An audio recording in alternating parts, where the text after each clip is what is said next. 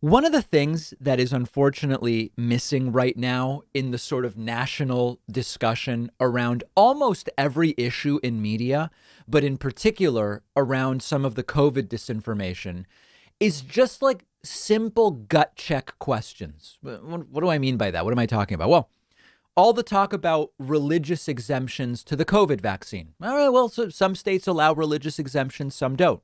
Some organizations allow religious exemptions, some don't. A basic question that you would think is like the first question you would ever ask when someone says, I object on religious grounds to the vaccine, would be, oh, what is your religion? What is the objection? And what other vaccines does it apply to? Right? When someone says, well, my religion is in conflict with the COVID vaccine. Oh, okay. Well, where does it say that? And does it also object to the MMR vaccine? Does it also object to the Hep B vaccine? What is the objection? Tucker Carlson yesterday hosted fighter pilot Lieutenant Colonel Scott Duncan, who explains, I am battling the military for a religious exemption from having to get the COVID vaccine. All right, well, let's take a listen to what he had to say and keep those questions I mentioned in mind. Well, here's one of the sadder stories. Wish we did more of these. Scott Duncan is a fighter pilot. He's Lieutenant Colonel in the United States Marine Corps. He has filed a religious exemption to the military's vaccine mandate. It has not been approved. Right now it's on appeal. So far, the U.S. military has issued just 2 religious exemptions total. If Mr. Duncan's appeal does not succeed, he will be discharged from the military. The military will likely lose hundreds of experienced pilots due to this mandate. Lieutenant Colonel Scott Duncan joins us tonight. Colonel, thanks so much for coming on. And I think of the experienced pilots that the U.S. military, the Marine Corps, this country stands to lose. You've got to be, in the top quartile for experience. I think you've flown over 300 combat missions, over 200 carrier landings. You got to kind of wonder who at the military is prioritizing a vaccine over that kind of experience defending the country. But what's your conclusion? Well, thank you, sir. Thank you, sir, for the opportunity to join you tonight. Specifically to be able to convey our personal experiences and just understand that as an active duty service member, these views are not held by the United States Marine Corps or the Department of Defense. But we do believe that, yes, we have a reasonable argument. We've asked our leadership immediately, as well as our congressional leadership, to inquire as to really the cost-benefit analysis of losing several hundred very qualified aviators. Okay. The average time and grade for those aviators is 14 years. And also to just consider the second and third order effects and consequences of what they have to offer. I'm not unique in my situation. There are many incredibly qualified individuals with a tremendous amount of experience, and we believe that that could be a detriment to national defense in the event we separate that many aviators. Yeah, I mean, you could make a lot more flying corporate or for the airlines than you're making now, you and all the rest of these guys. So you got to think you're doing this for a reason, a noble reason. Let me ask you about the grounds of the exemption that you're requesting. It's a religious exemption. Yes, sir. Well, how would you characterize the problems that you have with the vaccine?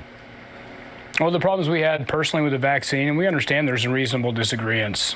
We do disagree with the pedigree and the technology maturation over time.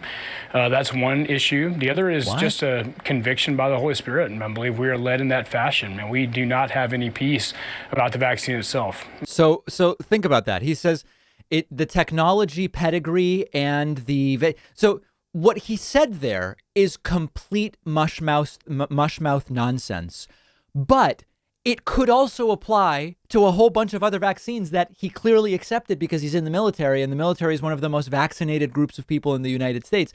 Adam Kinzinger, the Republican congressman, tweeted about this, and he said, I'm having a hard time squaring how you can be religiously opposed to a COVID vaccine, but took the anthrax, smallpox, flu, typhoid, yellow fever, MMR, etc. to join and remain in, and that not have violated your religion.